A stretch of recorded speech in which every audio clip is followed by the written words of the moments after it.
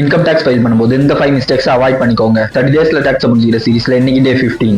Mistake number 1, choosing the wrong ITR form. நீங்க freelance income earn பண்றீங்க, at the same time stock மார்க்கெட்ல invest பண்ணி profit gain பண்றீங்க அப்படின்னா நீங்க ஐடிஆர் 3 தான் ஃபைல் பண்ணணும். அதுக்கு பதிலா ஐடிஆர் 1 ஆர் 2 சூஸ் பண்ணீங்கன்னா அது தப்பு தான். Mistake number 2, not reporting all the incomes. நீங்க சேலரிடு பீப்புள் அப்படின்னு உங்களோட சேலரியை மட்டும் ஐடிஆர்ல டிக்ளேர் பண்ணக்கூடாது. நீங்க ஸ்டாக் மார்க்கெட்ல இன்வெஸ்ட் பண்ணி கேபிட்டல் கெயின் எடுத்தீங்க அப்படின்னா அதையும் டிக்ளேர் பண்ணணும் ஐடிஆர் ஃபார்ம்ல. இல்ல நீங்க எப்படி போட்டிருக்கீங்க அதுல இருந்து எப்படி இன்ட்ரெஸ்ட் வருது அப்படின்னாலும் அது ஐடிஆர் ஃபார்ம்ல டிக்ளேர் பண்ணி ஆகணும். ஆர் எல்ஸ் உங்களுக்கு வேற ஏதாச்சும் சைடு இன்கம் இருந்தாலும் அப்படி எந்த விதமான இன்கம் சோர்ஸ் இருந்தாலும் அது ஐடிஆர் ஃபார்ம்ல டிக்ளேர் பண்ணி ஆகணும்.